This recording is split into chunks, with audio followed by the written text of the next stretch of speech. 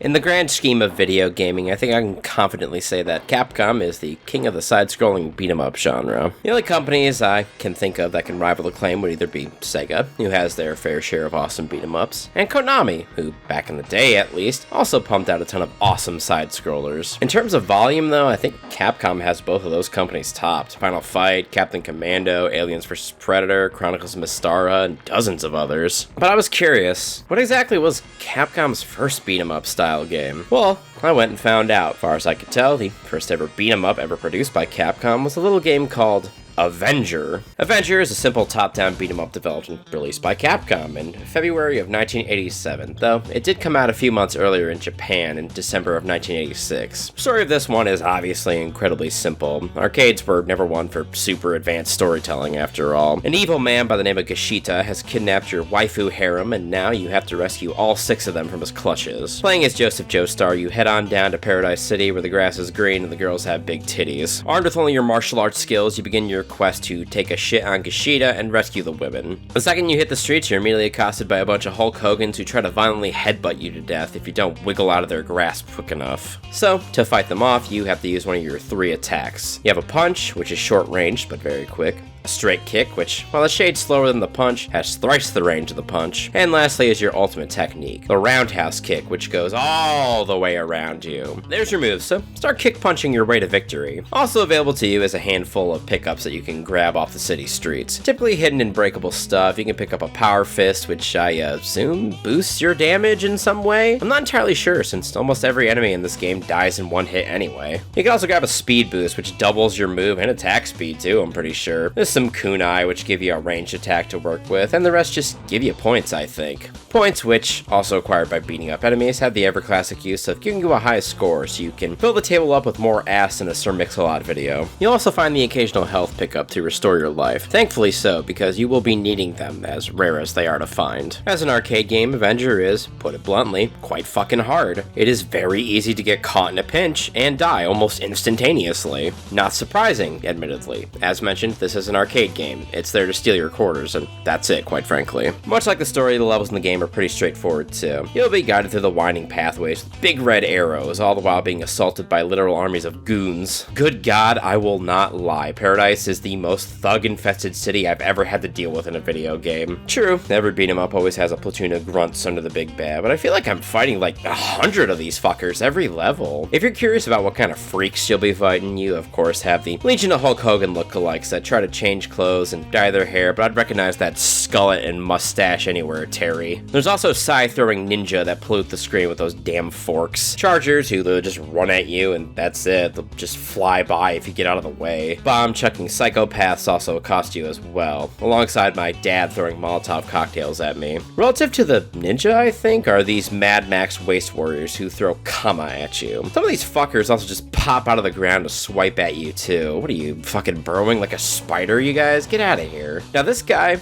I'm gonna say he isn't affiliated with the Geshita regime at all, and is just a pissed off citizen tired of all the bad guys and good guys fighting in the streets, so he just grabs his fucking double barrel and starts blasting out the window at whoever's closest. The frogman though, definitely a Geshita thug. Nobody sane is sitting in the water like this with a shotgun to pop out and shoot somebody after all. I'd like to remind you that you only have 3 techniques with which to combat these foes with, so you might be curious as to what strategy is best for facing these mooks. Well, much like Ride to Hell, I found it was a good idea to put your best foot forward, quite literally. The kick is extremely good. The punches are way too short range for my liking, and since your movement isn't stopped at all while you're attacking, you can just slide around the maps, throwing out the stanky leg and crushing every enemy in front of you. This gets even more effective if you grab the speed boost, so you attack even faster and move even quicker. With this, it's like you're a mobile Chun-Li throwing out lightning legs while shooting around on Heelys. Much like every beat-em-up though, every level of Avenger keeps to the same formula we've all come to know and love. Plow through a legion of scrubs to get to the big boss at the end. 6 levels, 6 bosses. Let's comb over them really quick. Level 1 is South Paradise City. Here, you'll be surrounded by nice green pavement and standard brick buildings before you run into a warehouse and fight Boss 1, which is a bald man slinging around a really long ball and chain. He's pretty easy. Just get in close and pummel him and then dip out before he can hit you. Down him to rescue your black wife before heading on to level 2, which is regular Paradise City. This level is more like a Chinatown section of a bigger city, truth be told. world. Great stone brick streets flanked by open rivers and pagoda-type rooftops on almost every building. The boss here you'll fight in an open courtyard. Open because he needs the space to cast Shadow Clone Jutsu. This boss is interesting because it might be the first time I've seen it in a game this old. You can also only hit the real one, so find the real boss and pound him into submission before you rescue your Chinese wife. Off to stage 3 now, North Paradise City, which I guess is either completely undeveloped land or is a giant nature reserve of some kind. Dirt pathways and rivers dot this area. Be sure not to fall in the water, since that's an instant death. Like right here when I fell into the water for an instant death. Now I don't know how I pirouetted into it, but it looked nice at least. Here at the end of the level is a small stone-walled arena where you face the next boss. An orc!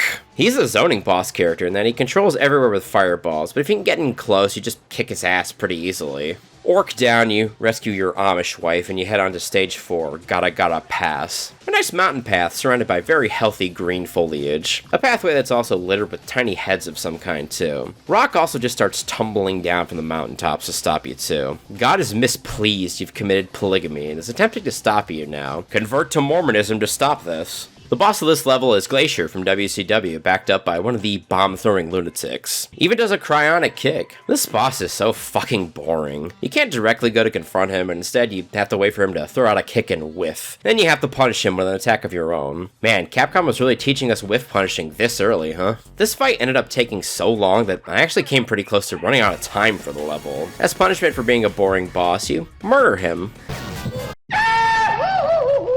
That's what you get for being the shittiest boss in the game, Glacier. Your gimmick's cool, just not your boss fight. Girly sister rescued, and it's on to level 5. The Forest of Treachery. Great name. Understand why it's canon for this city. The forest is, well, a forest. Open, grassy pathways, and trees everywhere with only a torchlight to keep everything lit. That can't be safe. If Glacier was the boring boss, then Jake the Snake here is probably the worst boss. He has super long-range attacks, which can also kink, so it has a better chance to hit you when you try to dodge. When you try to attack him, he immediately leaps into the water for safety. All the while, his bastard progeny are slithering out of the water to attack you. I thought I might be able to clip him as he leapt out of the water, but it just can't be done. At least not for the most part. With a little bit of banging my head up against the wall that is this boss, I've found that I actually could kick him when he leaps out of the water, but it is at most a fraction of a second you have to hit him. This does nullify his long-range snake attacks at least, and while it did take a bit longer than it should, this was probably the best method. Jake might have thumped his Bible and said his prayers, but it didn't get him anywhere with me, so I rescued the tomboy sister he was holding, and I punched my ticket to the final level, the Palace of Gashita. Oops, I think I came to the wrong boss fortress, guys. I'm looking for Geshita.